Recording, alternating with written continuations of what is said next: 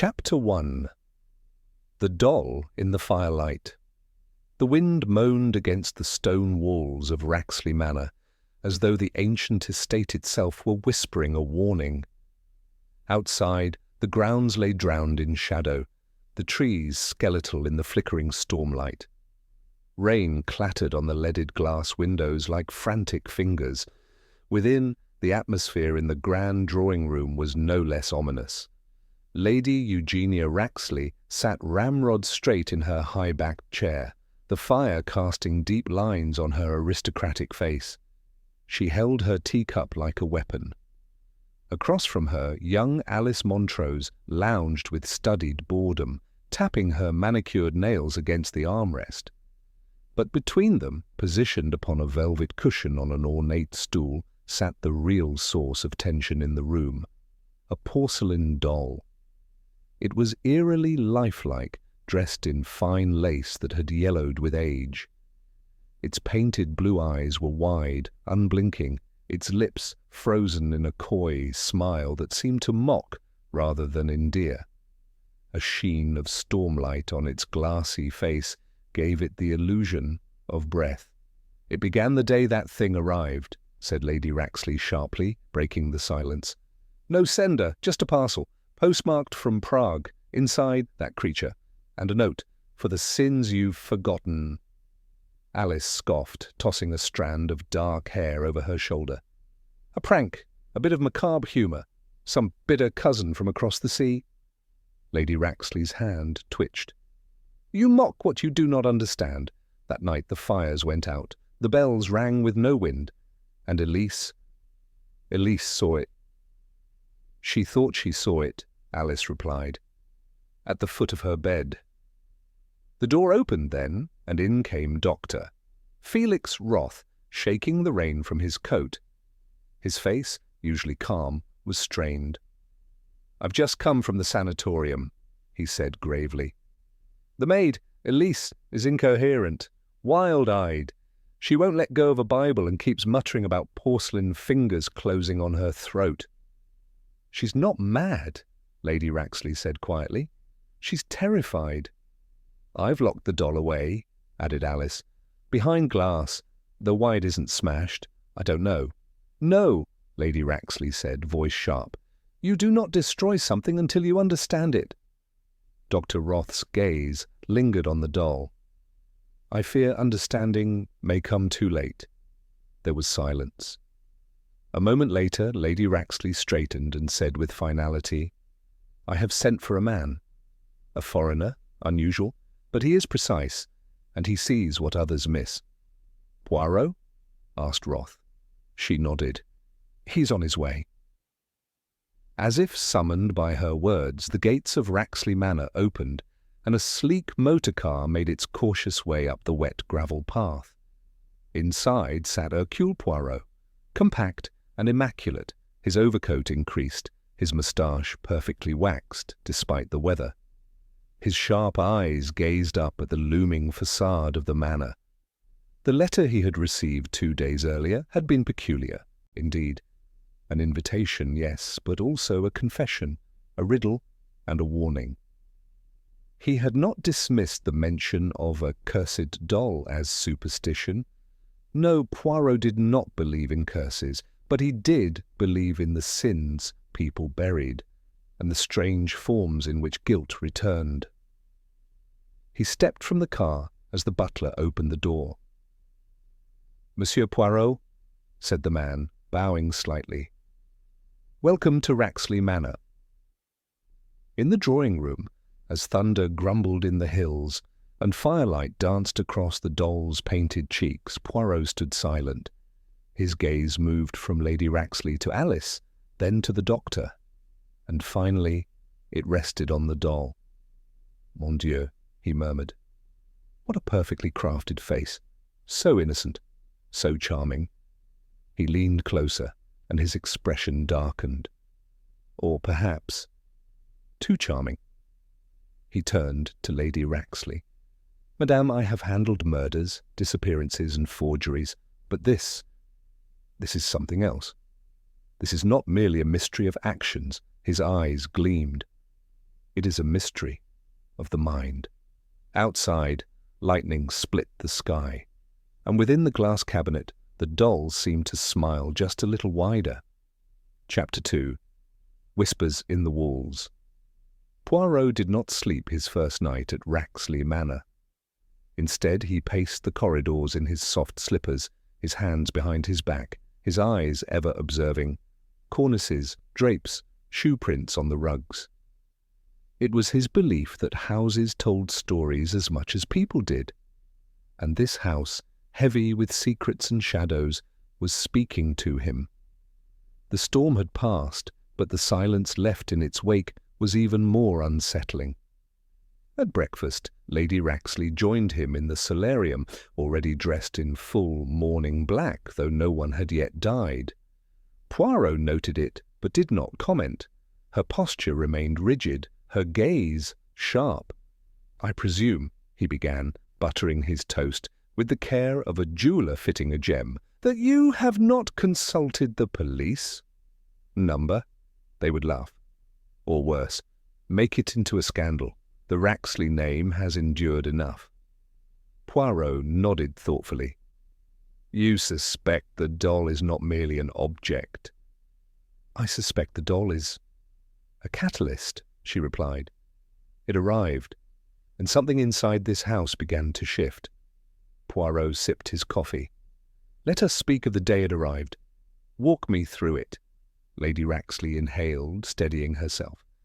"It was 2 weeks ago. A parcel appeared on the front hall table. No one saw it delivered. Just there. Wrapped in brown paper. Addressed to me. Who touched it first?" "Elise, the maid. She carried it to me. I opened it in the drawing-room with Alice and Dr. Roth present. There was the doll, and the note." Poirot raised a brow. "You still have the note?" "No," she said grimly. "It vanished the next morning. I believed Alice had thrown it out, but she denies touching it." "Curious." He set his cup down and rose. "I should like to speak with Mademoiselle Alice." Lady Raxley hesitated. "She will be difficult." "All the better," Poirot smiled gently. "The difficult ones are often the most revealing." He found Alice Montrose in the greenhouse, pruning dead leaves from a row of orchids. Dressed in a wide straw hat and lavender gloves, she looked more like an artist than an aristocrat. She did not turn when he approached. "You're Poirot," she said, clipping a brown stem with unnecessary force. "And you, mademoiselle, are refreshingly direct," he said warmly. She turned, brushing hair from her face. "Let me guess. You want to ask me about the creepy little doll?" "I do, among other things." Alice gave a bitter laugh. "It's just porcelain and paint. I keep telling them that." "But you also locked it away?" "That was to placate Aunt Eugenia. I'm not afraid of it. I'm afraid of what they will do if it stays around much longer." Poirot tilted his head. "What do you mean?" She hesitated, then said with unusual clarity, "This house breeds delusions. It always has. Everyone here is haunted by something. My aunt, in the past. The doctor, by his failures. Elise, by shadows. Even me." "And what of you, mademoiselle?" Poirot asked softly. "I'm haunted by the Raxley name," she said, a note of steel in her voice. "By what it cost my mother. And now me." Poirot folded his hands. "Was your mother born in Raxley?" "Number. She married into it. A mistake she regretted until her final breath." There was bitterness there. Poirot tucked it away like a gem in a box. "Tell me," he continued, "what did you make of the note that came with the doll?" Alice straightened. "I saw it only briefly. Handwritten, black ink, old-fashioned script." "Did you recognize the handwriting?" She paused. "No, but it looked familiar. Somehow." Poirot nodded slowly. "Merci, mademoiselle. You have been most helpful." As he turned to go, she called after him, "You'll see. The doll is only the surface. This house has rot beneath the wallpaper." As that evening, Poirot requested the doll be removed from its cabinet. Lady Raxley hesitated but relented. With gloved hands, the butler Spinks brought it to the study and placed it gently on the large oak desk. Poirot examined it in silence. Then, as Spinks began to leave, Poirot said without looking up, "Spinks, do you know who first opened the east wing after it had been sealed?" Spinks blinked. Why, that would have been Master Percival, sir. Miss Alice's father, years ago, after the war." Poirot murmured. "And is it true he died in that wing?" "In the library, sir. Shot himself." Poirot nodded. "Thank you." Once alone, he leaned close to the doll, studying every painted lash and fold in its gown. He took a small magnifier from his pocket and carefully examined the back of the doll's neck. There, a faint mark, almost invisible. A maker's insignia? No. It was a letter. A V, scratched in haste. He sat back, brows furrowed. And then the faintest sound, a scraping whisper, like fabric brushing against wood. Poirot turned. No one was there. Yet something had moved. The doll remained motionless, but Poirot now knew someone had entered this room after it had been locked. Someone who had touched the doll, tampered with it, and left a message not for him, but for the person they feared would discover the truth. A message in the form of a whispering doll. And Poirot intended to make it speak. Chapter 3. The circle draws. In the next morning dawned grey and damp, the kind of English morning where even the sun seemed uncertain. Poirot, punctual as ever, requested that all those connected to Raxley Manor and the doll assemble in the morning room. Lady Eugenia arrived first, flanked by her cane, and a silence that made even the ticking clock hesitate. Dr. Roth came second, punctual but distracted, his spectacles slightly askew, and his medical bag clutched too tightly. Alice Montrose entered late, her boots damp from a walk outside, and a cigarette tucked rebelliously behind her ear. Poirot stood before the bay window watching them take their seats. He noted the way Alice placed herself far from her aunt. How Roth sat between them, not quite neutral, not quite aligned. "Merci for joining me," Poirot said at last. "We must begin to peel away the layers of this curious situation, and to do that, we must understand one another. There is no detail too small, no memory too faint." "I assume we're not here for tea," said Alice, crossing her legs with a smirk. "Non," Poirot replied mildly, "though if mademoiselle wishes it, I will not object." Lady Raxley made a sound of displeasure. "Get on with it, Poirot." He inclined his head. "As you wish. Let us begin with the household. There are 4 permanent residents, yourself, your great-niece, the doctor who visits daily, and the housemaid, Elise, and of course, Spinks the butler. But it is the relationships between you that interest me most." Roth cleared his throat. "Forgive me, but what precisely are you implying?" "That someone in this room knows more than they admit," Poirot said, his gaze sharp but controlled. "Let us start with Elise." "She is recovering," said Roth. "I've arranged for her to be transferred to a private facility. She needs rest." "Did she speak of any dreams before her episode?" Poirot asked. The doctor hesitated. "She said she heard something. Breathing. That the doll's hands were in a different position when she woke up. That it blinked." Alice rolled her eyes, but Poirot caught the way she glanced briefly at the cabinet, still sealed with the doll inside. "Curious, no?" Poirot continued. "People do not go mad in isolation. Madness often requires suggestion." Lady Raxley leaned forward. "Poirot, what are you saying? That one of us planted the doll to frighten the girl?" "I say only this. If the doll has become a symbol, it is because it represents something that someone here has long tried to forget." He walked slowly past them, his hands behind his back. "Let us speak of family," he said. "Lady Raxley, your son Percival, he took his own life in the East Wing Library, yes?" Her voice, when it came, was cold and small. "He did. Did he leave a note?" "No." Alice shifted in her chair. "Forgive me, but it is rare," Poirot continued gently, "for one to take such a final step without explanation." "There were rumours," Roth said, folding his arms, "about debts, a nervous condition brought back from the war." "Non, doctor," Poirot said. "That is the convenient narrative, but I have found that suicides often leave a signature. Something subtle. I wonder what Percival left behind that was not a note." Lady Raxley stood abruptly. "My son's memory is not on trial." "Indeed, madame," Poirot replied, "but his secrets may still live." There was a pause. The fire crackled softly.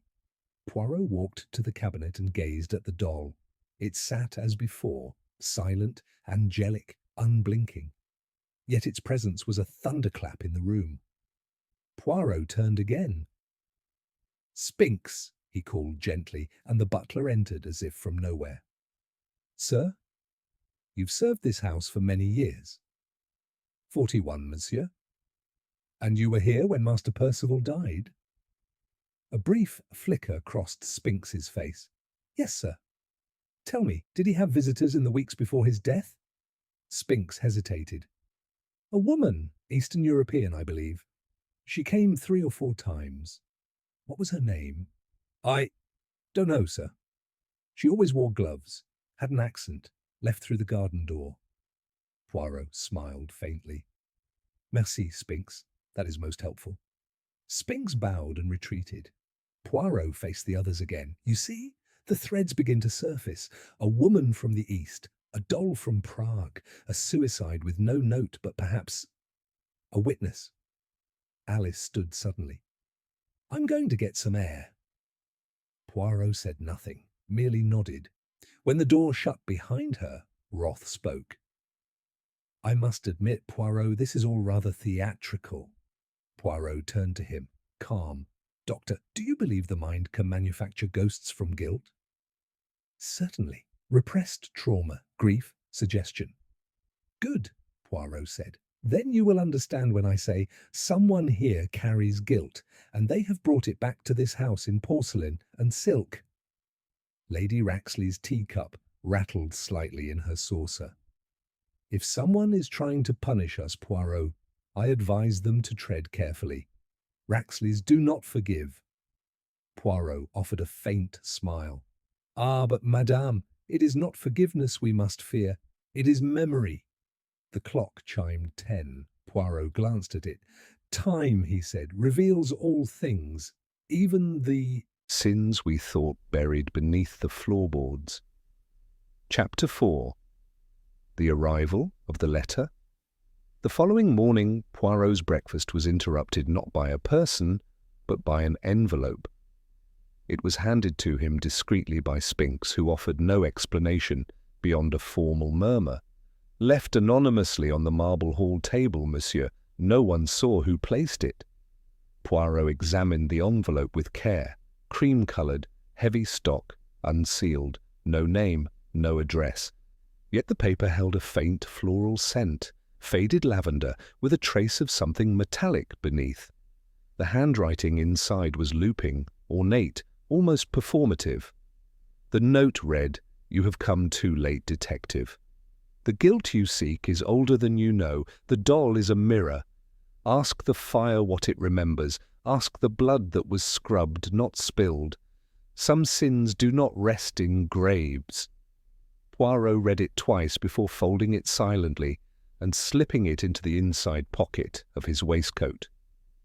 He chewed slowly on a corner of toast, then dabbed at his lips with a napkin. He was no longer merely chasing a motive. Now he was chasing memories. Poirot requested the others gather in the library at noon. This room, dark and panelled in worn mahogany, bore the unmistakable stillness of a place tainted by death. Here, 10 years prior, Percival Raxley had taken his life, or so the story went. The rain had returned, hammering the stained glass windows in sporadic bursts. A fire was lit, but it brought no warmth. Alice Montrose arrived first. She didn't sit.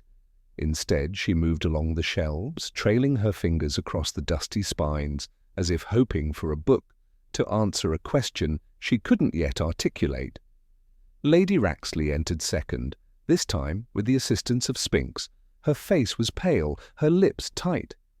Dr. Roth followed, his umbrella still damp, his shoes squeaking faintly on the floor. Poirot waited for silence before speaking. "This morning," he began, "I received a letter. A strange letter, one that suggests knowledge only an intimate of this house could possess." Alice turned sharply. "Anonymous!" "Yes, but clever." It made reference to blood scrubbed rather than spilled. A curious phrasing, n'est-ce pas? Lady Raxley's teacup, again, rattled in its saucer. It had become something of a theme. Poirot walked slowly toward the hearth. "You see," he continued, "I have begun to wonder whether the death of Percival Raxley was quite as self-inflicted as it appeared. There was no suicide note, no witnesses, no autopsy conducted outside the family physician." He turned to Roth. "Doctor, I do not accuse, I simply ask. Did you see the wound with your own eyes?" Roth swallowed, his jaw tightening. "Yes, a gunshot to the chest. He was still warm when I arrived. There was no question." Poirot nodded slowly. "But did anyone else see him before the body was moved?" Silence. Lady Raxley shifted in her chair. "What are you suggesting, Monsieur Poirot?" He gave her a gentle look. "Only that memory is a pliable thing, and this house, with its locked rooms and sealed wings, may have preserved more than just heirlooms." Alice stepped forward now, her voice tight. "Are you suggesting my father was murdered?" "I suggest," said Poirot carefully, "that someone did not want his final moments examined too closely, and whoever sent the doll wanted to reopen that wound." He turned to the fire, lifting the iron poker and stirring the embers. Ash drifted upward in tiny white flurries. "In the letter, the writer said to ask the fire what it remembers. Curious, no?" Poirot bent, studied the grate. Then with sudden intent, he reached inside and pulled free a small, half-burnt object. It was the charred edge of something waxy and smooth, too thick for ordinary paper. "Sealing wax," Poirot murmured. "Old, burned in a hurry." He turned it over in a cloth. A fragment of black ribbon clung to it. And something else, impossibly preserved, a sliver of ivory card with the ghost of a crest. A family crest. Lady Raxley gasped. That was from the Raxley archives, the private seals." "Indeed," said Poirot, "which makes one wonder what document was burned here, and why." No one answered. Instead, Alice suddenly crossed the room and slammed her hand on the back of a leather armchair. "This house is filled with secrets no one will speak of. My father used to say there were things you didn't write down, things the family handled quietly. Maybe someone decided it was time for them to come to light." Dr. Roth stepped forward, placing a hand on her shoulder. "Alice—" But she pulled away. Let him speak. Let him dig it all up." Poirot, surprisingly, did not press further. Instead, he placed the fragment of wax gently in a small metal tin and tucked it into his pocket. "I ask only for truth," he said quietly. "If the doll is a message, then someone sent it to speak in place of a mouth that has long been silenced, and I intend to listen." Lady Raxley stood slowly. Her voice, when it came, was brittle. "If you intend to suggest my son was murdered in this house, monsieur, tread very carefully." Poirot inclined his head. "Madame, I suggest nothing. Yet? He gestured toward the hallway. But I will be searching the East Wing next, the place where your son died, the place you sealed off for a decade. I wonder what memories still reside in its walls. He did not wait for their approval. Poirot turned and walked into the shadows of the hall, his footsteps echoing like quiet verdicts. Behind him, the room remained hushed, save for the faint hiss of the fire, like the whisper of something once burned and not yet forgotten. Chapter 5. The East Wing reopens. The corridor leading to the East Wing was narrower than the rest of Raxley Manor, its ceilings lower, and its windows smaller. Poirot moved carefully, his cane tapping lightly on the wood floors, not out of necessity, but for rhythm, for thought. Spinks followed closely behind, carrying a lantern in one hand and a ring of tarnished iron keys in the other. "No one's opened this side since Lord Percival's death," Spinks muttered, as if trying to justify the dust already choking the air. Lady Raxley had it locked, said it brought her dreams. Poirot glanced at the butler. "Dreams, or memories, mon ami." Spinks said nothing, but his lips thinned. The final door at the end of the corridor was a broad oak slab, reinforced with iron studs. Poirot noted faint scorch marks near the hinges and the strong scent of mildew. Spinks inserted a key, turned it with a metallic grind, and stepped back. Poirot pushed the door open with a soft creak.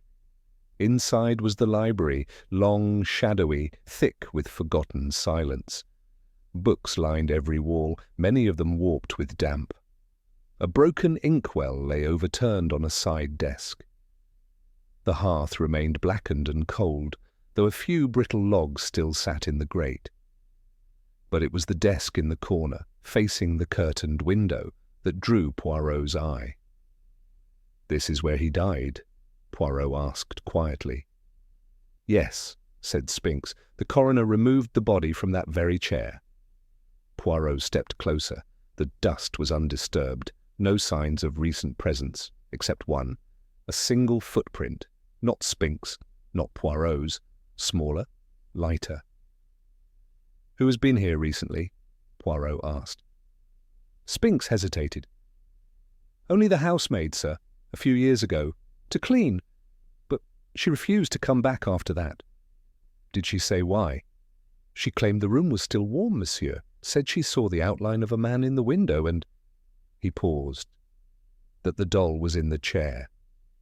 Poirot blinked. "Pardon?" Spinks nodded gravely. "She said she saw the doll seated in the chair before she locked the room again, but no one had moved it." Poirot said nothing. He examined the desk. A blotter, curled with age, bore a faint reddish stain. Blood.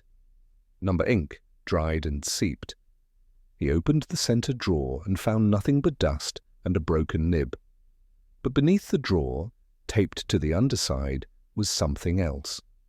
He removed it carefully, a photograph, folded 4 times. He unfolded it slowly and held it to the light. It faded, but the image remained clear. 4 figures stood before a fountain: Percival Raxley, a woman with pale eyes and dark gloves, a younger Alice, perhaps 10, and Lady Raxley herself, standing rigid and unsmiling. The back was labelled in looping script, August 1919, Prague. Poirot's eyes narrowed. A visitor from the East, as Spinks had mentioned. And she had not been some passing acquaintance. She had been photographed with the family. Poirot carefully tucked the photo into his coat. Then his gaze fell to the floor. Near the edge of the hearth was a small, dark smear, fresh. He bent, dabbed it with a handkerchief and smelled it. Oil, machine oil, not recent, but not 10 years old either. "Spinks," Poirot said. "Who services the window latches?" "An old gardener, monsieur. Peter, why?" Poirot didn't answer. Instead, he turned to the window and pulled back the curtain. Outside, the storm had passed, but the soil below was churned. Someone had recently walked the garden path below, leading toward the greenhouse, the very place where Alice often went. He turned back toward the desk and gave the chair one last look. "Let us leave this room," Poirot said, brushing dust from his sleeves. "It has told us enough for now." Back in the main hall, Poirot found Dr. Roth reading beside the staircase, absently thumbing through a book of poetry. "Doctor," Poirot said gently, "how well did you know Percival Raxley?" Roth looked up, startled. "We were close. I treated him for depression during the war. He was never the same after France." "Did he ever speak of a woman named Valeska?" Roth froze. "Where did you hear that name?" Poirot smiled softly. "Ah, so she did exist." The doctor's face darkened. "She was dangerous, enigmatic, came from the continent, whispered things to Percival that kept him awake for nights. Lady Raxley despised her." "She came from Prague?" "Yes." "Did she leave before or after Percival's death?" Roth hesitated. "No one knows. She vanished. Some say she was never truly here, just a ghost that attached herself to the family." Poirot's smile faded. "She was no ghost. She was in the family photograph. She left fingerprints on this house, perhaps even a child." Roth blinked. "A child?" But Poirot said no more. He turned, and his eyes drifted toward the west staircase, where Alice's bedroom lay. The past was no longer buried. It was stirring, through ash, through letters, through whispered names. Someone had reopened a door that had been sealed for a reason. And Hercule Poirot intended to find out why. Chapter 6. The First False Lead. The morning after their venture into the East Wing brought with it a low, colourless sky. Clouds hovered thick above Raxley Manor, and the trees along the estate's edge swayed without breeze, as if stirred by something unseen. Poirot sat alone in the drawing-room, polishing his cufflinks in slow, meditative circles. Hastings had returned from town earlier that morning with a fresh copy of the Times and a face full of puzzled interest. "There's nothing in the local papers, Poirot," Hastings said, flipping through the pages. "No gossip about the Raxleys. No mention of dolls or a strange woman named Valeska. Not a whisper about any of it." Poirot looked up, his brows rising gently. "But that, mon ami, is exactly the point. If one desired to hide a scandal, one would smother it, not in denial, but in silence." Hastings frowned. "So you think someone covered something up?" Poirot nodded once. "Ah oui, I do." They were interrupted by the sharp knock of Lady Raxley's cane against the doorframe. "You two seem determined to stir a storm in a stagnant pond," she said coolly, stepping into the room. "Might I remind you, your business here is the stolen coin, not some decades-old spectre?"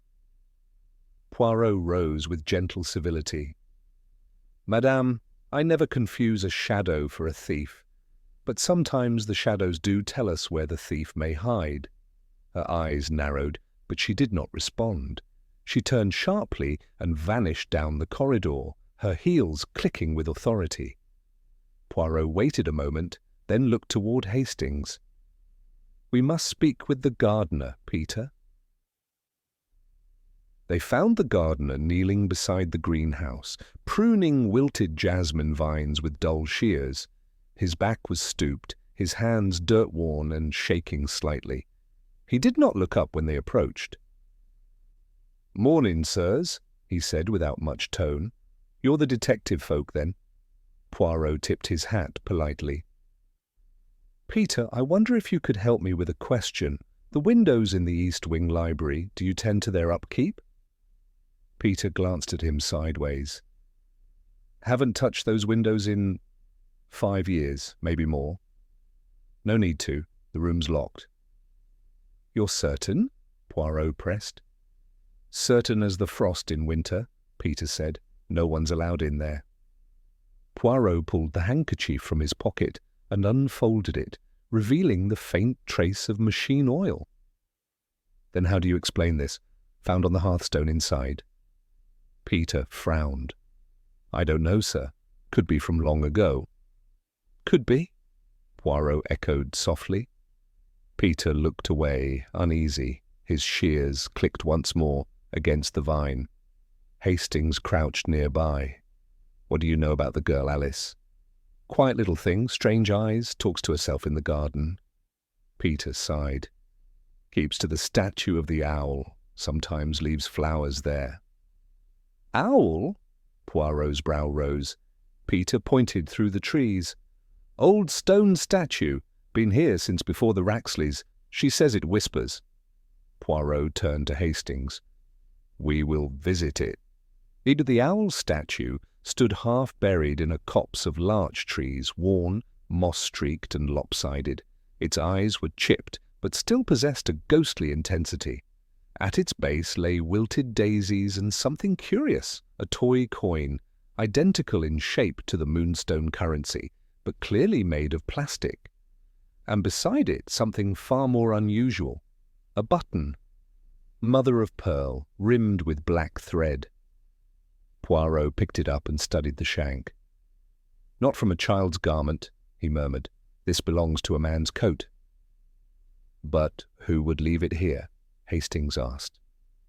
Poirot looked at the daisies. Perhaps someone is watching the girl. Back at the manor, Poirot asked to examine the garments of those present at Raxley's during the days following the coin's disappearance. Dr. Roth, Spinks, and even Lady Raxley obliged with a mixture of confusion and irritation, all coats accounted for, all buttons intact. Until Poirot noticed something strange in Spinks's closet, an old navy overcoat different from the one Spinks had worn since their arrival. Poirot examined the sleeve. A button was missing. Spinks entered just then, looking bewildered. That coat's not been worn in years, monsieur. I swear it. But why keep it here, unused and dusty, yet placed near your daily things? Spinks frowned. My father's. He was the butler before me. I never had the heart to throw it. Poirot's expression remained unreadable. Merci, Spinks, that is all for now. He turned, drawing Hastings aside. It is a false lead, he said quietly. Why? Asked Hastings. Because the thread is black. This coat's others are grey. Someone replaced the button with one from a different set to plant suspicion. But who? Poirot looked up the staircase toward Alice's room. We are close, Hastings, he said. But close to what?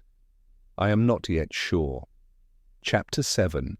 The Owl Watches. Twice. The sky pressed lower over Raxley Manor as if even the heavens were reluctant to peer too closely. Poirot walked with deliberate calm through the morning mist toward the owl statue once more, Hastings at his side. The discovery of the misplaced button and its deliberate planting gnawed at Poirot's meticulous sensibilities. It wasn't the error of a clumsy saboteur, it was a message. The coin, the flowers, the button, they are not left randomly, Hastings, Poirot murmured as they reached the statue. Number! It is as though someone speaks, through symbols, through ritual. Hastings, trying to keep up, squinted at the moss-streaked owl. So you think the girl Alice, she's not just playing here, she's part of it? Or she's being watched, Poirot replied. Used, perhaps not even knowingly. He knelt beside the daisies, now slightly fresher than the day before. A second coin had appeared, this one made of tin, crudely carved with a crescent moon on one side and a child's drawing of a face on the other. Poirot gently picked it up. 2 coins, 2 messages, he whispered.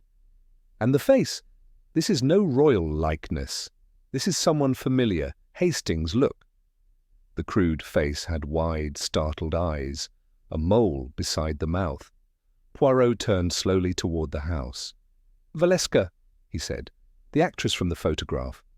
"But she's gone, Poirot," Hastings protested. "Dead, wasn't she?" "Perhaps." Poirot stood.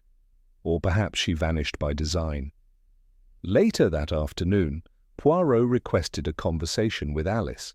The girl arrived at the drawing-room, clutching a sketchbook to her chest. Her braids were unevenly tied, her eyes faintly red, as though from tears or sleeplessness. "I heard you were at the statue again," she said softly, not quite accusing. Poirot smiled gently. "Indeed, it is a curious place. You spend much time there, mademoiselle?" She nodded once. "It listens, better than the people here do." "And does it whisper, as the gardener says?" Alice tilted her head.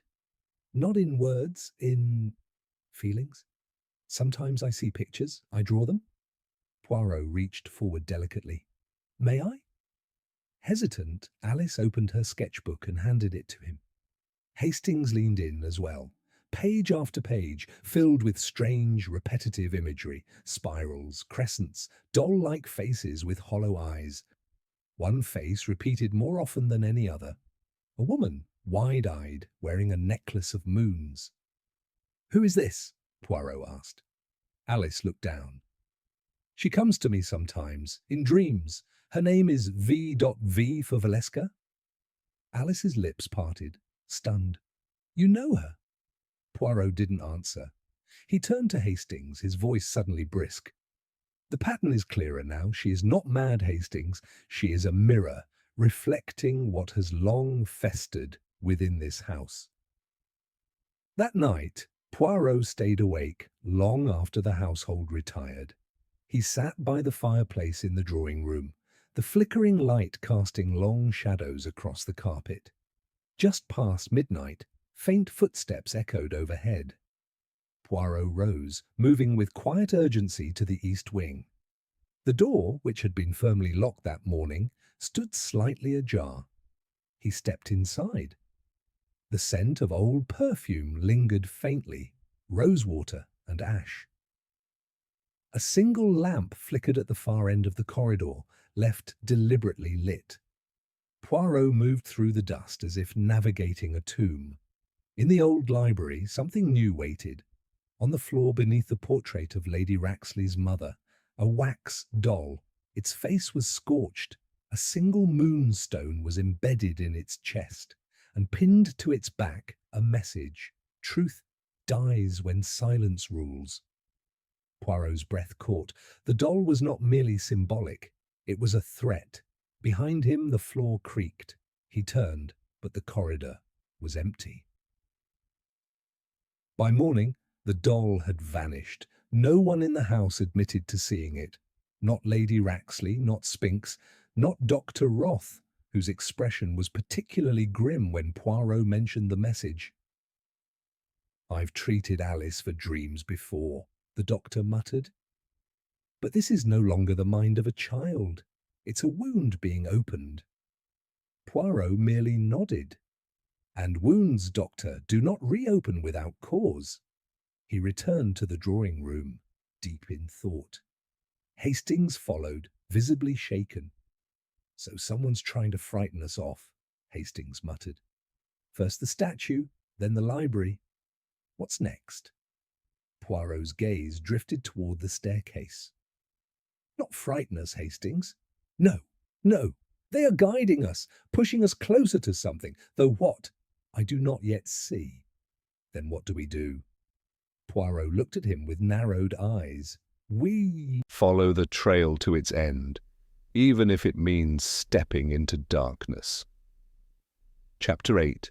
The Portrait and the Necklace. The soft knock came just as Poirot and Hastings had finished a hushed breakfast in the morning room. It was Alice. She stood uncertainly in the doorway, her hands behind her back, shifting from foot to foot like a child caught between confession and silence. Poirot gestured gently. "Come in, mademoiselle." She entered, revealing the object she held, a necklace, Not just any necklace, but one Poirot had seen before in a place of dust and faded paintings. It was the same moonstone necklace from the portrait of Lady Raxley's mother. "I found it under my pillow this morning," Alice whispered, her voice as fragile as cracked glass. "I didn't put it there, I swear, but—" "I think she did." "She?" Hastings asked gently. Alice nodded. "The woman with the wide eyes, the one in the dreams." Poirot reached forward, lifting the necklace delicately with his gloved fingers. The stone was cold, unnaturally so, as though drawn from beneath earth rather than silk. The metalwork was old, older than it should have been for a modern accessory. "You have done well to bring this," Poirot said. "Tell me, has anyone else touched it?" Alice shook her head. "I didn't even want to touch it myself." "Yet you did," Poirot said, smiling softly. "That is bravery." Alice flushed, uncertain whether it was praise or burden. They returned to the east wing. Lady Raxley allowed Poirot access once again, but with visible reluctance. "The room has been untouched since my mother's death," she warned. "I will not tolerate any attempts to stir her memory into scandal." "Your trust is noted," Poirot said calmly, "and your mother's dignity will not be disturbed." Inside, the room was dim and airless. The portrait of Lady Raxley's mother loomed high on the wall, her painted eyes bearing down with stern judgment. And there, unmistakably, was the necklace in the painting, or rather, had been.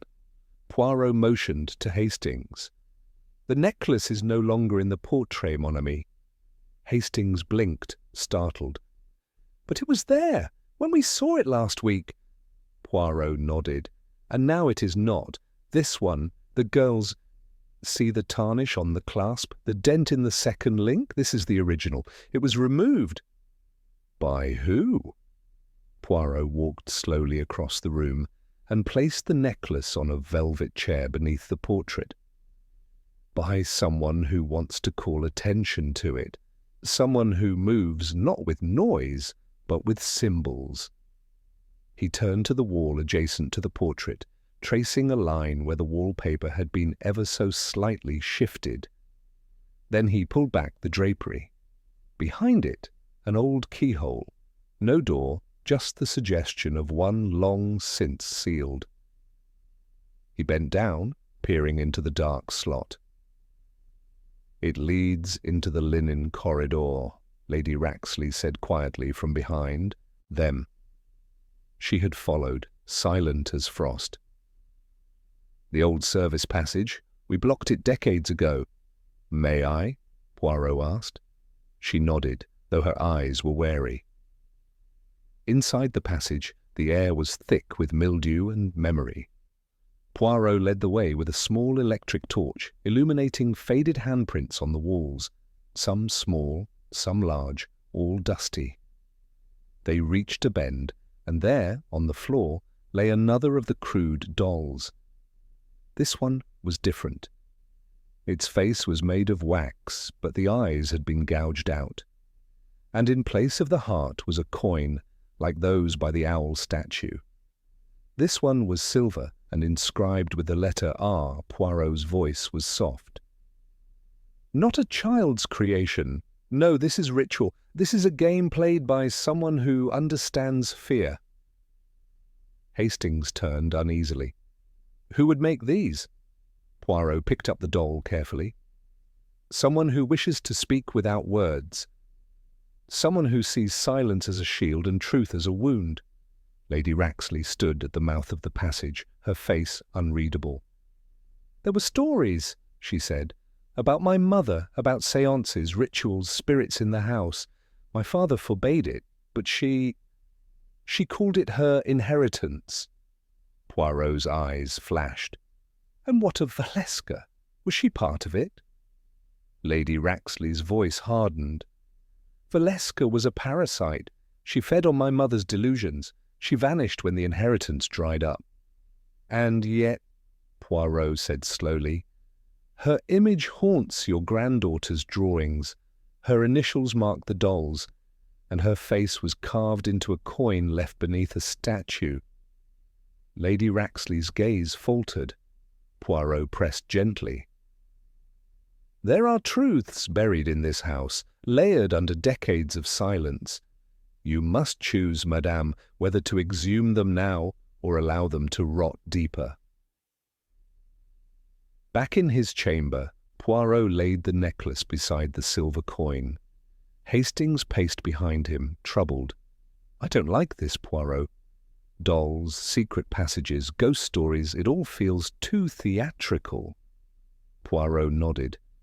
Indeed, but you see, Hastings, this theatre has a purpose. Every object has been planted, every symbol chosen. This is not merely about madness or inheritance.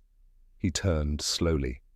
It is about guilt, and guilt, mon ami, leaves footprints, even in silence. Chapter 9. Secrets in Wax and Silver. The wax doll with the gouged eyes and the silver coin sat under the glow of Poirot's lamp, like a symbol from a forgotten ritual. He studied it intently, fingers steepled, the creases in his brow deeper than usual. Hastings stood by the window, arms crossed, gazing into the mists curling over the Raxley grounds.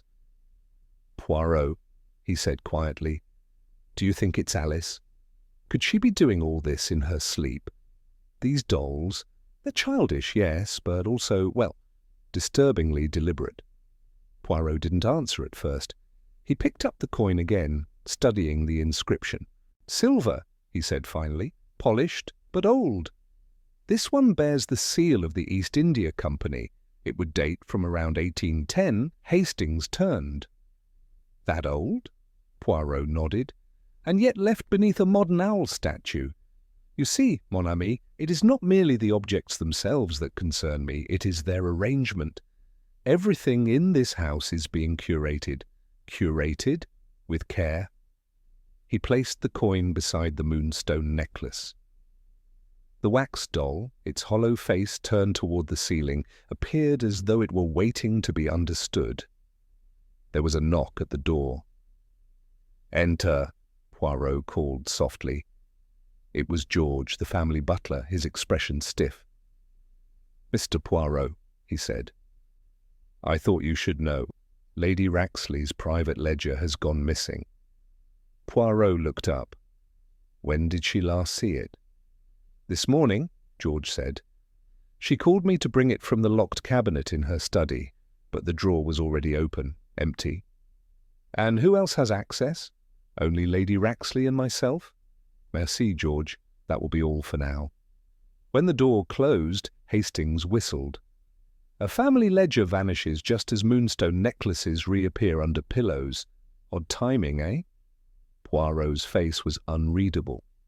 The timing is never odd, is always precise. Later that afternoon, Poirot requested that the family gather in the west drawing room. There, under the late afternoon gloom and the ever-flickering firelight, the room slowly filled with tension and tight expressions. Lady Raxley sat stiffly dressed in grey. Miles lounged in an armchair, nursing a brandy far too early in the day. Alice clung to her sketchbook like a shield. Cordelia arrived last, visibly flustered, cheeks flushed, a loose thread dangling from her sleeve. Poirot stood before them. Forgive the intrusion, he began, but it is now necessary to understand a pattern that is emerging, one that touches each of you, though not all of you are aware of how. No one spoke. Poirot raised the moonstone necklace. This was found beneath young Alice's pillow this morning. Miles stirred in his chair. You're not suggesting she took it? I am suggesting, Poirot replied smoothly, that someone placed it there deliberately, just as someone removed it from the painting, just as someone removed Lady Raxley's private ledger this morning. Cordelia looked down.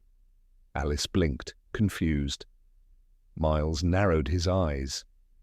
Poirot turned to Lady Raxley. Madame, you mentioned your mother's fascination with spiritualism. that she dabbled in séances. Lady Raxley's jaw tightened. My mother was unwell. After the war, she became consumed by visions. I allowed her eccentricities, but I kept my children away from it. Poirot nodded. But someone in this house did not let those practices die. Someone remembered them, possibly someone who had once been a participant. He turned to Cordelia. You mentioned Valeska earlier. Do you know who she was, mademoiselle? Cordelia froze. Only stories, she said slowly. From George. He said she was a mystic, that she disappeared with Jules after grandmother's funeral. Lady Raxley's voice was sharp. Baseless stories. Valeska was dismissed. She was a fraud. Poirot tilted his head. And yet her symbols return. Her name appears in the dolls, her initials V in the drawings, her likeness carved into coins. Why would a fraud haunt this place? No answer came. He paused, scanning each face. The necklace, the coin, the doll, they are not random, they are invitations. Someone is leading us backward, step by step, into something long buried. And now the missing ledger. What secrets might it contain? Financial dealings? Illegitimate heirs? Hidden bequests? Miles scoffed, but his voice lacked conviction. You're spinning fairy tales now. Poirot walked to the fireplace, resting his hand on the mantel. No, monsieur, I am weaving threads, threads that someone else began. He turned again to Alice. Child, may I see your most recent drawing? Wordlessly, she opened the sketchbook and tore out a page, handing it to him. Poirot studied it silently. It was rough and shadowy, scrawled in charcoal. It showed a woman standing at the edge of the woods holding a broken doll. Her hair flowed outward like black wind. Her mouth was open wide, as if screaming without sound. Behind her, on the page, a crescent moon. Hastings whispered, "That's not the owl statue this time."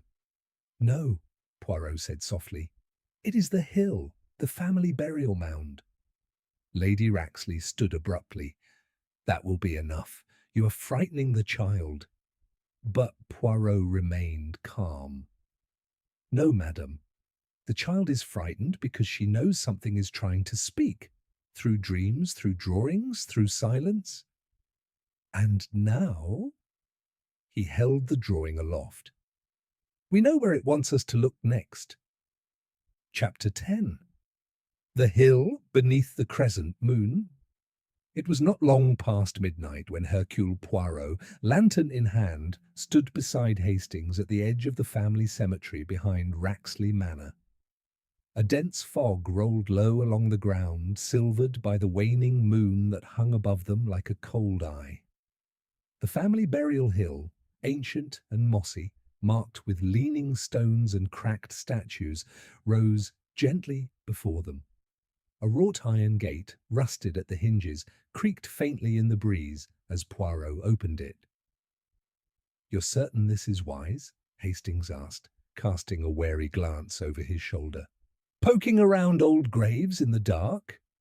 Poirot nodded, his voice hushed. The child's drawing was not abstract, mon ami. It was location, memory, and message. Something happened here, something someone is trying to bring back to the surface. The graves loomed in rows, granite angels with weathered wings, columns of broken names and family crypts half swallowed by ivy. In the center stood a raised mound beneath a stone crescent moon, an odd symbol for a Christian family plot. Poirot crouched near the base, brushing away layers of wet leaves. His fingers found a small indent, almost imperceptible, a circular hole no wider than a coin. He drew the silver East India coin from his coat pocket. "Mon Dieu," he murmured, "let us test the key."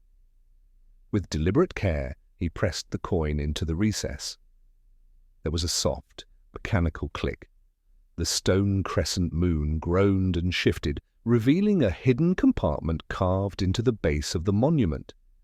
Inside, wrapped in oilcloth, was a bundle of aged papers, yellowed, brittle, tied with twine, and beneath them a small wooden box inlaid with bone. Poirot took both out and closed the opening. "Quickly," he said. "We return to the house." Back in Poirot's suite, Hastings looked on as the detective untied the bundle. The top sheet bore a name, scrawled in slanted black ink, Valeska Dawn. "What is it?" Hastings asked, eyes wide. Poirot's brows furrowed. "A journal, a confession, or perhaps a record." He began to read aloud, translating from the French. "I, Valeska Dawn, write this to preserve what the house of Raxley would see forgotten. I was brought here under the guise of a servant, but I was more, much more. I held the trust of Lady Miranda Raxley, keeper of the silver ledger and guardian of the family's shame." Hastings leaned in. "Miranda, that was Lady Raxley's mother?" Poirot nodded and continued. "There were 3 coins, moonstone, etched, silver, and blood-marked. One went missing in Bombay, the other was traded for silence, and the last was hidden here, in the cradle of their ancestors, beneath the gaze of the moon. With it, a curse sleeps." He paused. "A curse?" Hastings muttered. Poirot's face was unreadable. "Or a metaphor. Often they are the same in a family such as this." He opened the bone-inlaid box. Inside lay a faded photograph of a woman, Valeska, presumably, standing with Lady Miranda and a man in colonial dress. Beneath the photo, a pendant, oval, carved with unfamiliar symbols, stained in places dark with age. "A talisman," Poirot whispered, "perhaps the source of the Moonstone's legend." He looked up. "This, Hastings, is what someone fears being revealed, and it is what someone else is determined to uncover." The next morning, Poirot summoned Lady Raxley to the library. She entered with composed dignity, though her fingers trembled slightly at her sides. He laid the journal on the table before her. "This was buried under the family monument," he said, "written by Valeska Dawn. It speaks of secrets you claimed were baseless." Lady Raxley's lips thinned. She did not touch the pages. "I told you she was dismissed," she said quietly. "Not because she was a fraud, because she knew too much." Poirot's eyes narrowed. "You believed in the curse?" She laughed once, a sound without joy. "Of course not. But my mother did. After father died, she became obsessed with the family's colonial sins. She believed that the moonstones brought ruin, that the coin you found was one of 3 cursed talismans brought back from India. Nonsense, all of it. But Valeska encouraged her." "Why was the ledger taken?" Poirot asked. "I don't know," she replied. "It contained family accounts, letters, and perhaps references to Valeska's employment. My mother's private dealings were always veiled. She paid hush money to someone. She had debts no one knew about." Poirot was quiet. Then he asked, "Did Valeska have a child?" Lady Raxley's breath caught just for a moment. "I never saw one," she said. "But there were whispers. My mother hinted once, something about adoption, or an illegitimate heir. It was madness." Poirot stood slowly. "Madame," he said gently, "if someone were trying to reclaim something they believed was stolen from their bloodline, would they not start with tokens, with memory, with fear?" Lady Raxley met his gaze, her poise cracking. "Are you saying someone in this house is her child?" "I am not saying it," Poirot replied. "But someone is." Chapter 11. The Face. Behind the sketches, the morning mist clung to the gardens of Raxley Manor like a second skin, thick with dew and silence. Poirot stood in the nursery doorway, eyes fixed on the array of drawings that now adorned the far wall. Since his arrival, he had noticed the child's artwork subtly evolve, figures becoming clearer, faces more expressive, almost as though a memory was surfacing through the hand of someone too young to name it. The latest drawing chilled him, a woman cloaked in shadows, her features veiled save for her pendant, a perfect likeness of the talisman found in the bone box. Below it, a circle of 3 coins drawn in crude but deliberate silver crayon. "It is her," Poirot whispered. "Valeska, or the memory of her." Behind him, Hastings entered quietly. "You're certain the child is responsible for all this?" Poirot gestured toward the sketch. "Mon ami, there is an odd thing that occurs when memory passes through generations, particularly where silence has long been enforced. A child may not know names, but they can inherit impressions, faces, symbols. These drawings are not imagined, they are recalled." He turned, stepping briskly toward the stairs. "Come, we must speak with Miss Blythe." They found the governess in the morning room, seated beside the piano with young Beatrix on her lap. She was helping the child sound out chords, her fingers gently guiding the small hands across the ivory keys. Miss Blythe looked up as they entered, the tension in her shoulders returning. "Monsieur Poirot," she said warily, "something more has occurred." Poirot gave a faint nod. "Yes, mademoiselle, it concerns Beatrix's drawings." Miss Blythe straightened. "She's always drawn well. Her imagination is active. I encourage it." Poirot's gaze did not leave her. "But what if it is not imagination? What if these drawings are not inventions but memories of another life, or of a lineage passed in silence?" Miss Blythe hesitated, then gently moved Beatrix from her lap.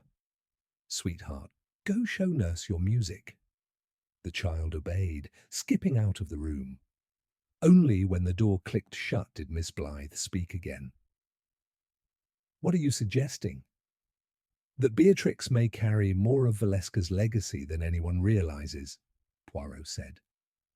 "That perhaps her drawings are her mind's way of making sense of something whispered to her."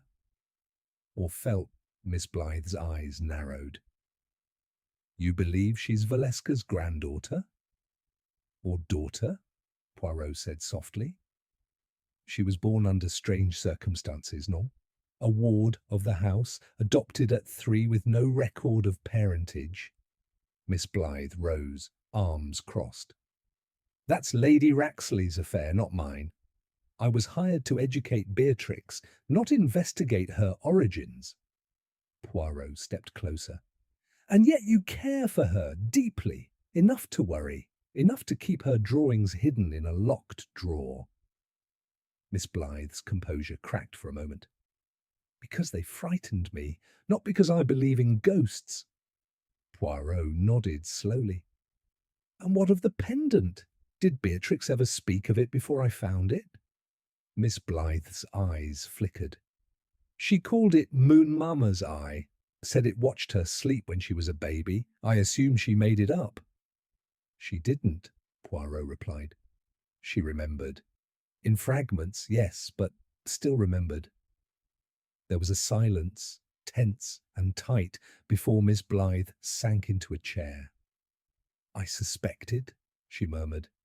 "Not at first, but when I saw the old photo in the attic of Lady Miranda and a dark-haired woman holding a baby, I began to wonder. The resemblance to Beatrix. It was uncanny." Poirot folded his hands behind his back. "So someone removed Valeska to keep the truth hidden, but why adopt the child back into the house?"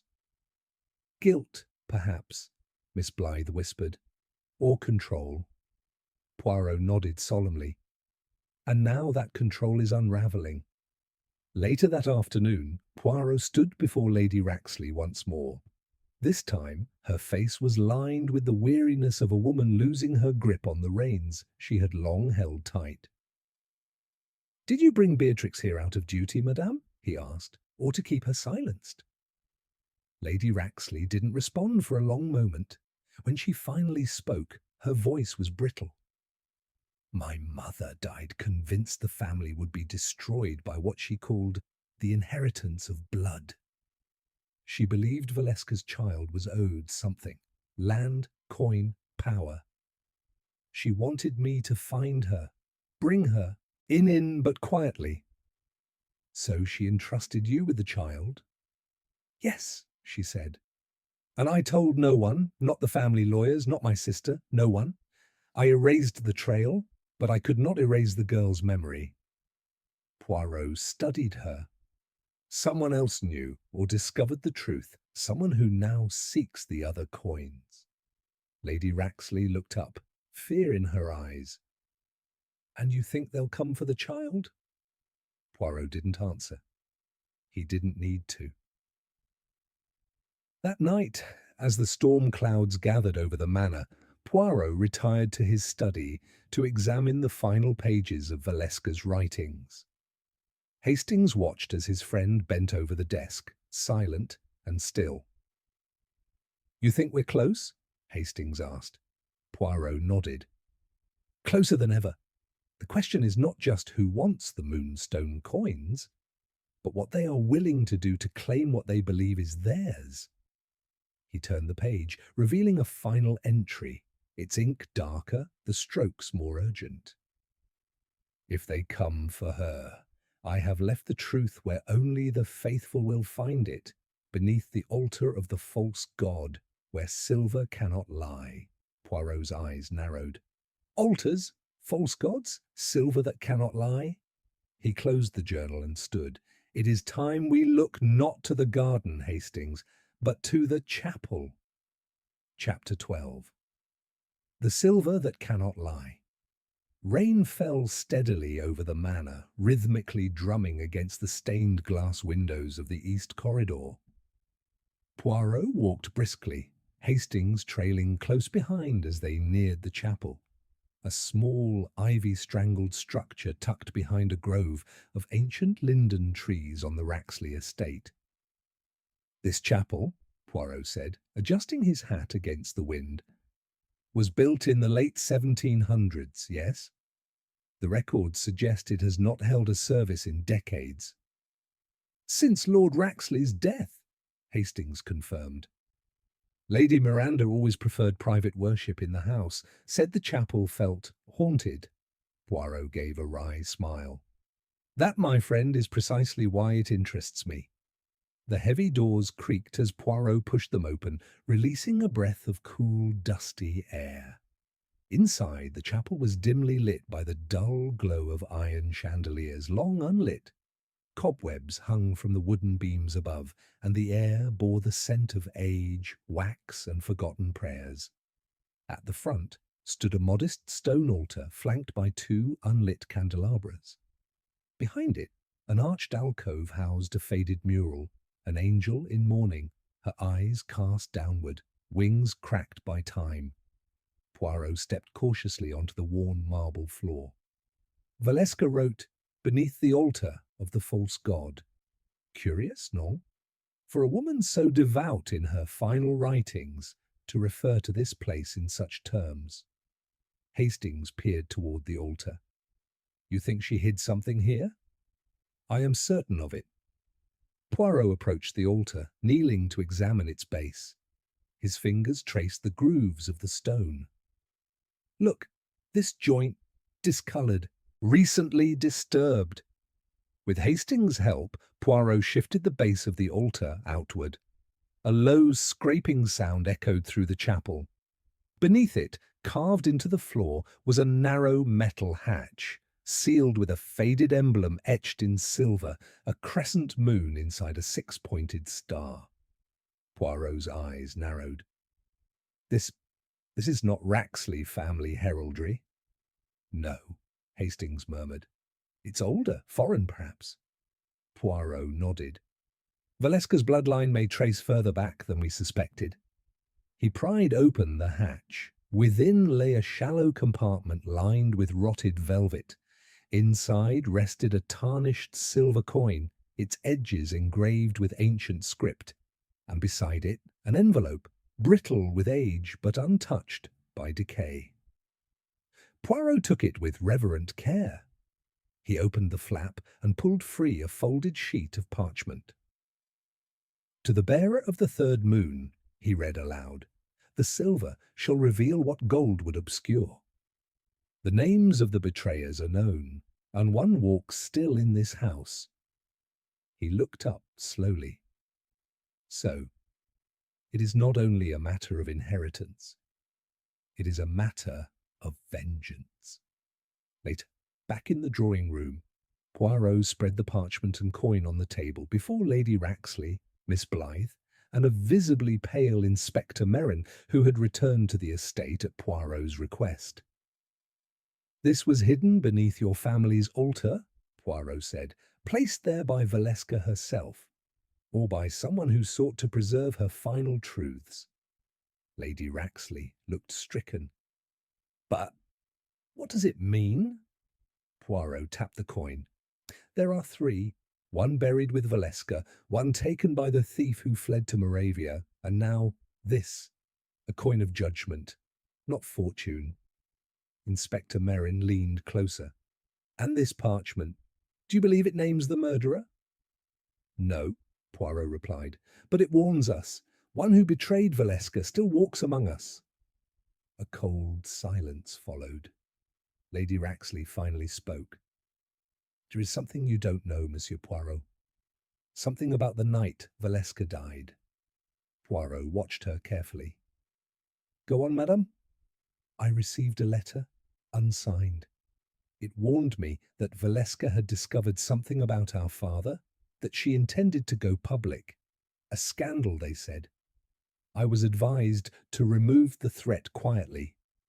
I thought it was a bluff. I said nothing. The next day she was gone." Poirot's expression tightened. "And you never sought to find who sent the letter?"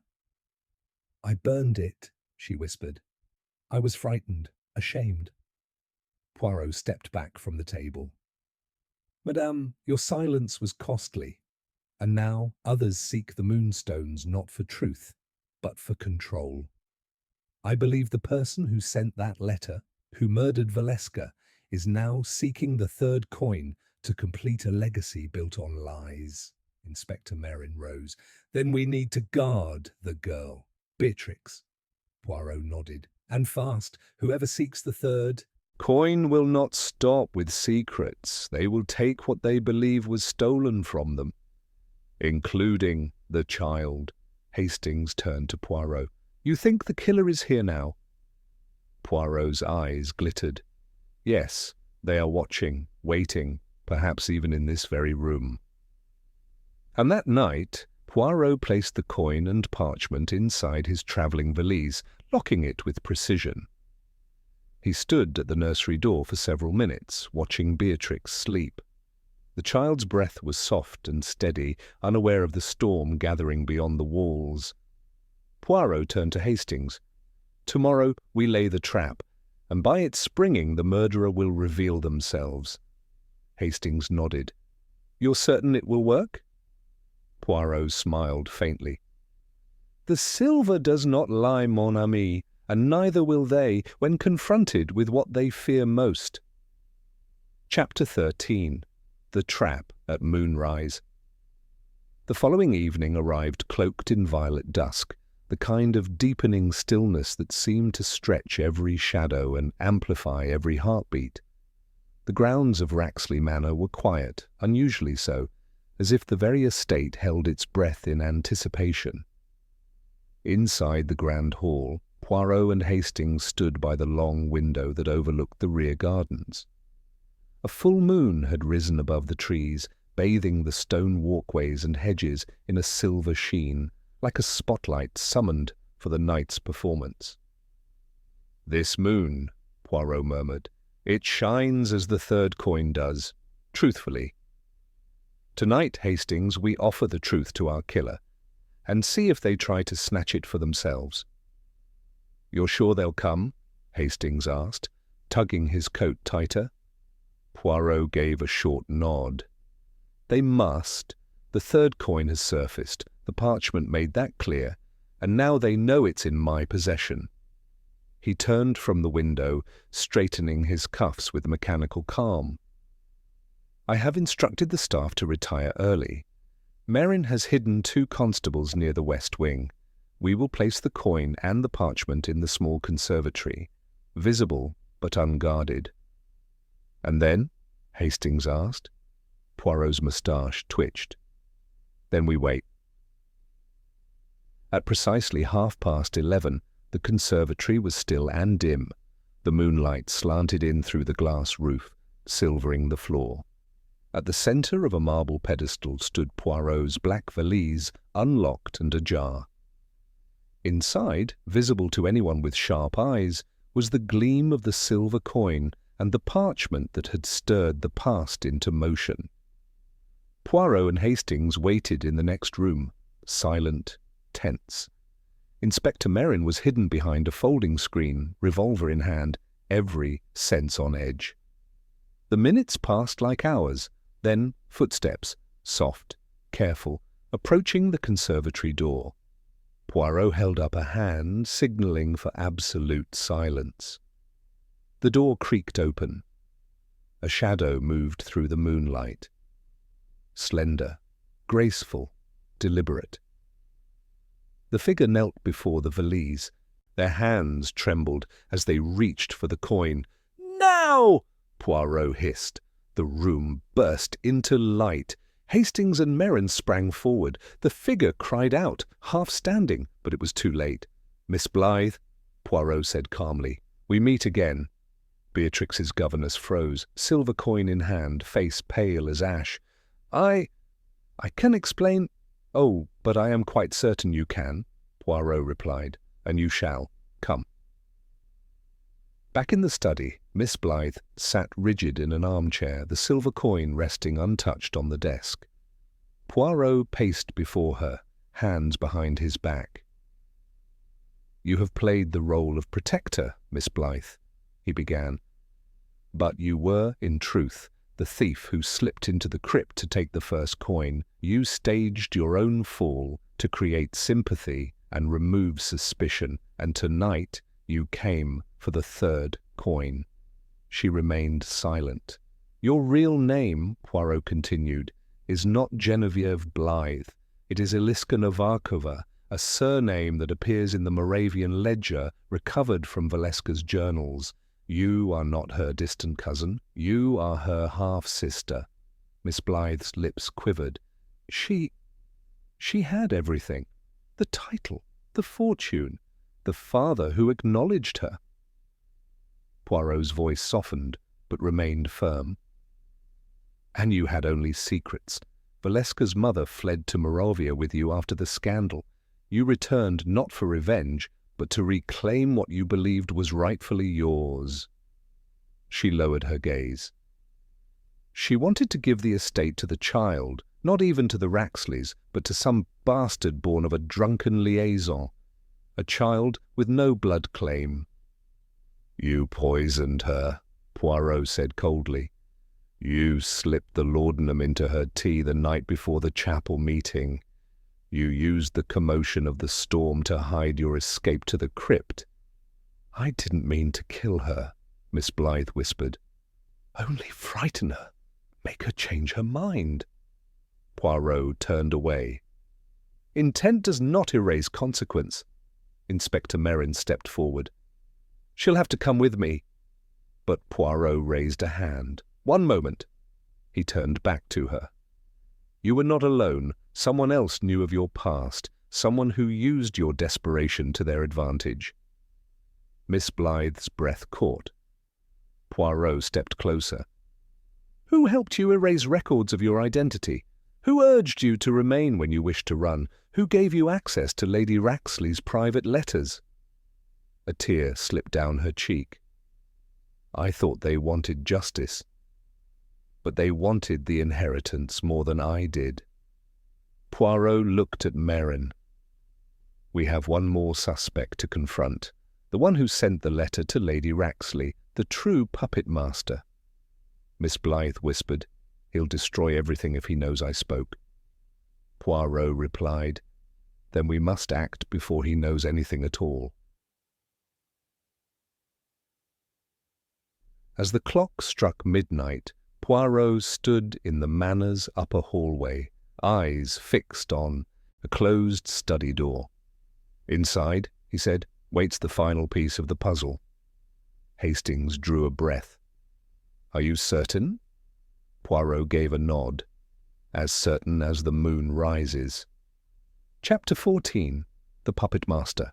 Behind the curtain, the heavy oaken door creaked open under Poirot's hand. The study beyond was cloaked in shadow, lit only by the fire's dwindling glow in the hearth. It gave the room a sombre hue, as if preparing itself for the final act. Inside, Lionel Raxley stood at the desk, a decanter of port in one hand, his expression unreadable. He turned slowly, eyes already narrowed, as if he'd been expecting them. "Back again, Monsieur Poirot," he said lightly. "Is the ghost of the family fortune still troubling your sleep?" Poirot stepped forward, Hastings at his side, with Inspector Merrin lingering just outside the door.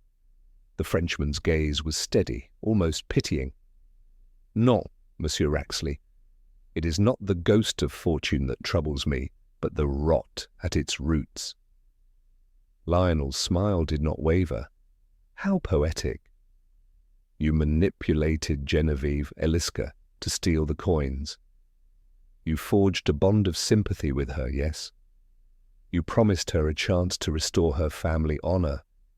If only she'd help you find the parchment and all 3 silver coins." Lionel turned to refill his glass. "That is an accusation, not a truth." "But you are fond of half-truths, are you not?"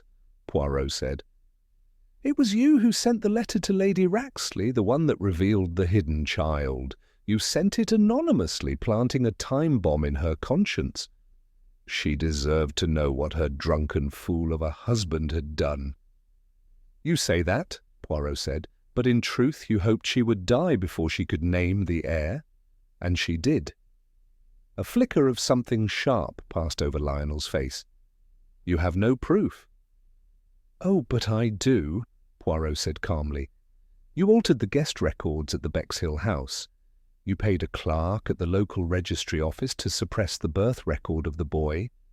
And you were the one who summoned a solicitor from London to evaluate the property behind Lady Raxley's back. You intended to sell it, all of it, before the inheritance could fall into the hands of the rightful heir." Lionel's expression soured. "Why should some brat born of scandal inherit this estate? I kept this house standing. I buried the shame. "You murdered your sister," Poirot interrupted coldly. "You used Eliska's desperation as your smokescreen, but the plan to poison Lady Raxley was yours." A long silence fell. Lionel set his glass down. "You have a clever imagination, Monsieur Poirot." Poirot stepped closer. "So clever that it discovered the vial of laudanum residue hidden beneath a loose panel in your wardrobe. So clever that the handwriting on the parchment matched a sample of your own from an old ledger you believed forgotten. So clever that you hired a man named Toth to track Eliska in Moravia, then brought her here under a false pretense." Lionel's hands tightened at his sides. "You forgot one thing," Poirot said softly. "Those who play puppeteer must not fall in love with the strings." Lionel gave a brittle laugh. "And what now? Arrest me?" Inspector Merrin stepped into the room. "You're finished, Raxley." But Lionel did not move. He stared at the fireplace. The flame was almost out. "Do you know what I see, Monsieur Poirot?" he said, voice low. "A house full of ghosts. My father, my sister, now me. And none of us were ever good enough for it." Poirot looked at him sadly. "The ghosts came because none of you knew how to let go." Chapter 15. The Boy in the Ashes of the Name. The late afternoon sun poured through the drawing-room's tall windows, gilding the worn edges of armchairs and casting long shadows across the parquet floor. It was in this room that Hercule Poirot now sat with a boy of 15, tall for his age, pale, and visibly uneasy. He was dressed in a plain woolen jacket, his fingers restlessly twisting the frayed hem of the sleeve. His name, Poirot had learned, was Elias Braxley. Not Raxley, not yet. Beside him sat Sister Imelda, her hands folded neatly in her lap, lips pressed into a tight but relieved line. She watched Elias as one might a child who has wandered too close to a cliff's edge and returned. "He doesn't understand it all," she said quietly. "Not yet." Poirot inclined his head. "He will, and when he does, he will carry it better than any of the others, I think." Elias lifted his eyes to meet Poirot's. They were grey, almost silver in the light, and uncertain. "They said she was my mother," he said slowly. "Lady Raxley, but I never met her. The nuns told me I had no family." Poirot gave a small, sad smile. "That was not entirely a lie, mon garçon. The truth was hidden to protect you. Your mother made difficult choices, painful ones, but she never forgot you." Elias looked away, his jaw tight. "I don't know what I'm supposed to feel. I don't remember her. I don't even know if I want this place." "Wanting it is not what matters," Poirot said. "But what do you do with it? That will define you. You have been handed the ashes of a name, Elias. It is yours to shape into something worthy." Inspector Merrin, standing in the doorway, stepped in at last. "With Lionel Raxley in custody, there'll be a hearing. The will naming you has been verified. The estate will likely fall to you." Sister Imelda turned to Elias gently. "You will not be alone. I've promised to stay through the transition, and the trustees will assist you." Elias's brows furrowed. "But why would she leave it all to me? Why not someone who actually knew her?" Poirot leaned forward slightly. "Because, mon petit, you were the one unspoiled by ambition.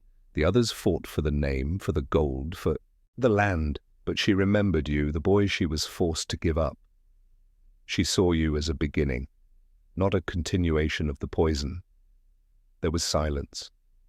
Then Elias whispered, "Was she kind?" Poirot nodded. "In her last years, yes, I believe she tried to be." The young heir swallowed hard. Then he stood, surprising everyone. "I want to see the north wing," he said. "The one they sealed off. I want to see where she lived." Sister Imelda's eyes widened, but Poirot gave a quiet nod. "You are brave, Elias. That is the first step." As the boy turned and walked toward the hall, his steps tentative but firm, Poirot stood as well. "Do you believe he will stay?" Merrin asked once Elias was gone. Poirot adjusted his cuffs. "He may, or he may choose another path, but I believe he will not repeat the sins of this house." Outside, the wind began to stir through the trees. Somewhere deep within Raxley Manor, the shadow of a legacy began to lift. Chapter 16. The Clockmaker's Legacy. It was well past midnight when Hercule Poirot returned to his modest lodgings above the Swanford post office. The gas lamp flickered slightly in the hall, casting its amber glow upon the ticking of an old, stately wall clock, an antique that had caught his eye days earlier. He stood before it now, chin slightly lifted, as though the brass pendulum could whisper to him the last truth still lingering in silence. Poirot had solved the murder. Lionel Raxley, driven by fear of disinheritance and desperation to protect his family's false image, had orchestrated a cover-up that led to Arabella's fatal collapse. The evidence was irrefutable. And yet, "Mon ami," he said aloud, "there is always one thread more." His fingers traced the frame of the clock. Then, with a sudden flick, he opened its glass face and gently pushed the hour hand back to 9. Click. A faint metallic shift echoed behind the panel. Poirot smiled. "Ah, you are a clever witness, Monsieur l'Horloge."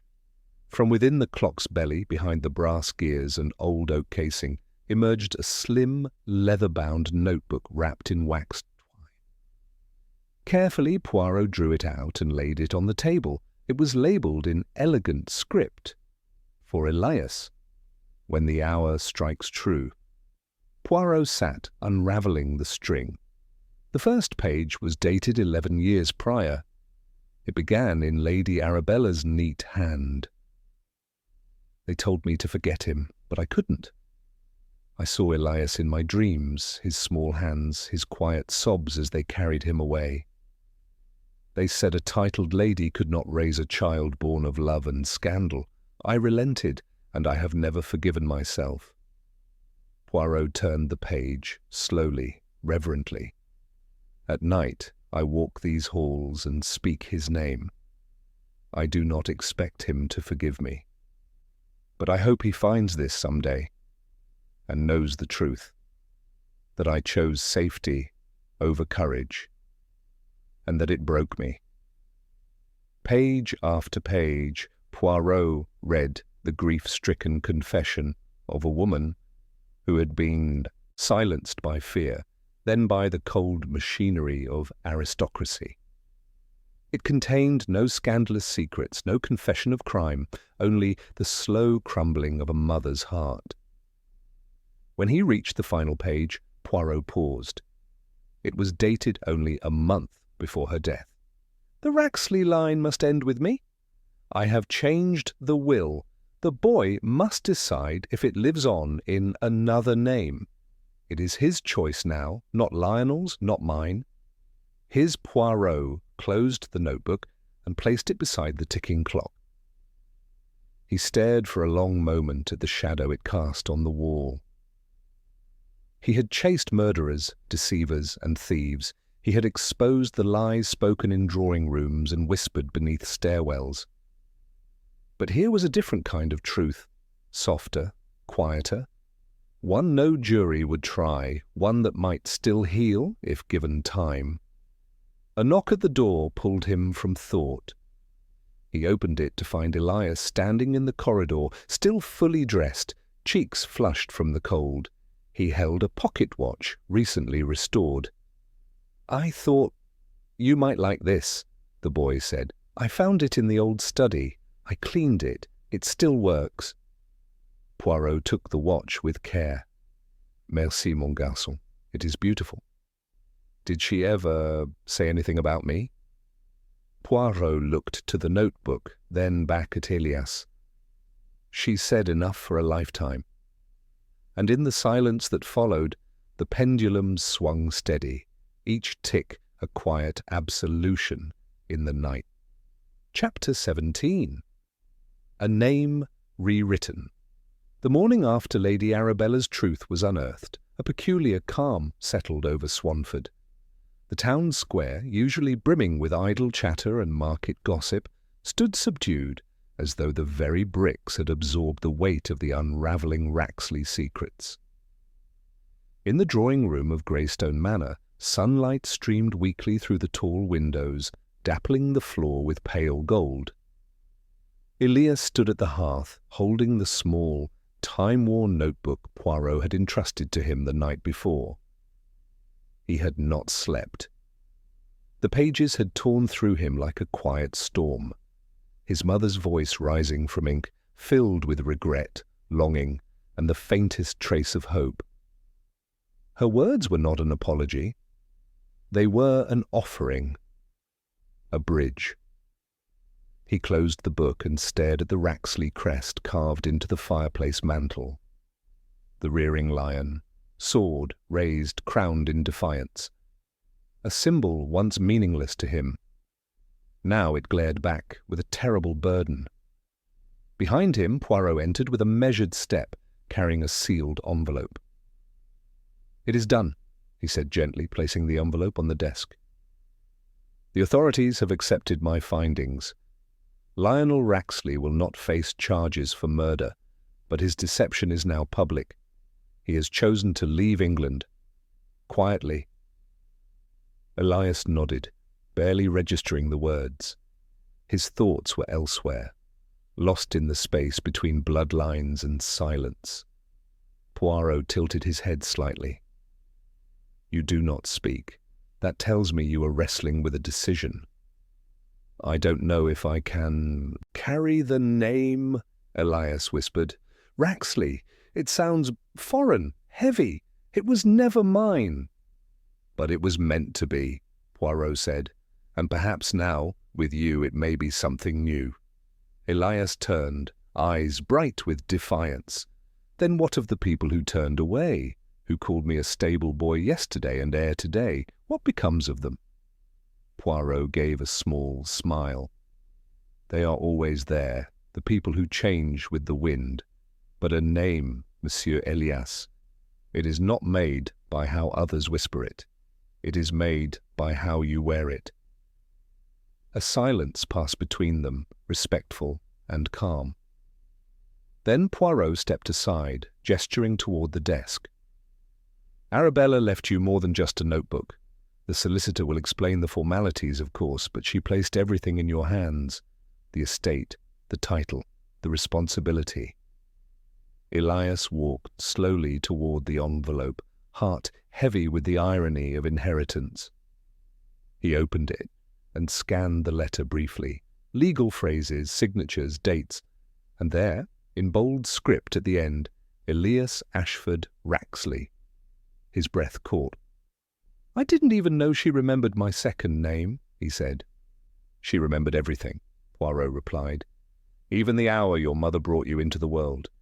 It is in the pages." Elias folded the letter and stared at the light outside. Birds called from the yew trees.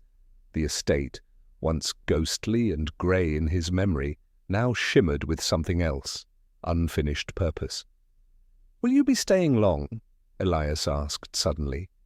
Poirot adjusted his cuffs. "Ah, no, my time in Swanford draws to an end. There are other mysteries that knock, even if less tragic." Elias smiled faintly. "You're not like anyone I've met." "I am not meant to be," Poirot said proudly, "but it pleases me to have helped." As he reached the doorway, he turned one last time. "Do not try to erase what came before, mon ami. Simply begin anew, with honesty. It is the most powerful name of all." Elias nodded, and Poirot stepped into the hall, his polished shoes clicking softly against marble. In the drawing room, Elias stood alone. He looked once more at the fireplace, at the rearing lion. And then, with quiet certainty, he took the crest down from its hooks. Chapter 18. The Final Puzzle. It was just past noon when Hercule Poirot made his final walk through the village of Swanford.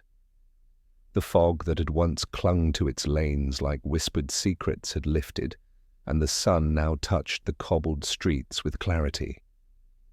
He stopped at the Swanford station platform, valise in hand, waiting for the train that would carry him away from this quiet tangle of legacies and lies.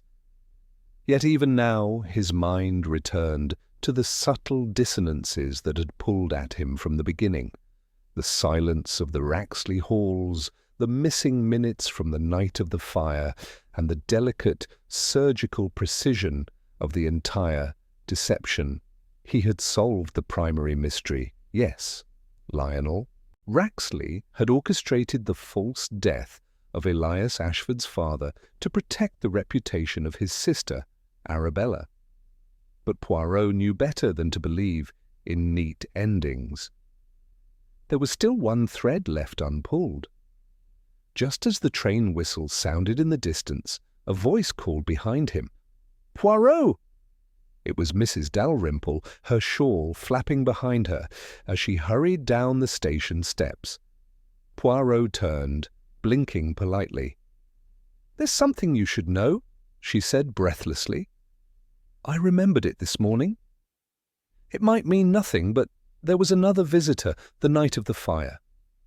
Someone who arrived after dark and left before dawn, a man. Sharp coat, northern accent. I saw him speaking with Mr. Lionel in the garden." Poirot's brows arched. "You are certain?" She nodded. "Quite. Didn't think of it till I heard Elias is now heir. That visitor, he gave me a strange feeling, Monsieur Poirot. Not like the others." Poirot smiled. "Merci, madame. That strange feeling? It is the very compass of truth." The train's arrival shuddered through the platform. Poirot stepped aboard and took a seat by the window, already composing the final scene in his mind. 2 weeks later, in a polished office in London's legal quarter, Hercule Poirot stood across from Lionel Raxley. The man was a shadow of his former self, trimmed moustache now unruly, tie askew, and a hollow look in his once proud eyes. "You know why I've come?" Poirot said gently. Lionel looked up, weariness seeping through him. "To reopen the wound, I presume?" "To close it," Poirot corrected. "Entirely." He drew from his coat a single object, a black fountain pen, slender and gold-tipped. "You gave this to the visitor in the garden the night of the fire." The same visitor who forged the insurance documents, buried the birth certificate of Elias's father, and created a trail to implicate a non-existent business partner in Germany. Lionel's jaw clenched. "I did what I had to do. Arabella was on the verge of ruin. She was pregnant by a man who refused to marry her, and her mental state—" Poirot raised a hand. "You were protecting her, I understand, but in doing so you erased a life. Elias's father did not simply vanish. He was paid to disappear, coerced into exile with a false criminal record and a forged passport. You rewrote history." Lionel stood, suddenly trembling. "I never wanted it to go that far. But once Arabella died, what purpose was there in dredging it up?" Poirot's voice softened. "The truth, Monsieur Raxley, the truth has its own purpose, even when inconvenient. And you knew, deep down, that Elias deserved to know who he was, not because of money or estate, but because names are not just labels. They are roots." Silence. Then, slowly, Lionel sat again, burying his face in his hands. "I'll make a statement. Confess everything. I don't care about titles anymore." Poirot nodded. "That is wise and brave." A fortnight later, Elias stood in the Greystone garden watching the early bloom of spring reach the roses. In his hand was the sealed letter from Lionel, now incarcerated for conspiracy to defraud and perjury. It was a confession, yes, but also something more, an apology. Poirot, ever punctual, arrived down the gravel path. "Do you feel free now?" he asked. Elias gave a small, tired smile. "Not quite, but I feel right." Poirot admired a blossom. "That is enough for now." He turned to go, but paused. "One final truth," he said. "You were never the stable boy, Elias. You were always the lion, only waiting to learn how to roar." And with that, Hercule Poirot tipped his hat and disappeared down the path, the mystery resolved, the past rewritten in ink, and the heir finally known.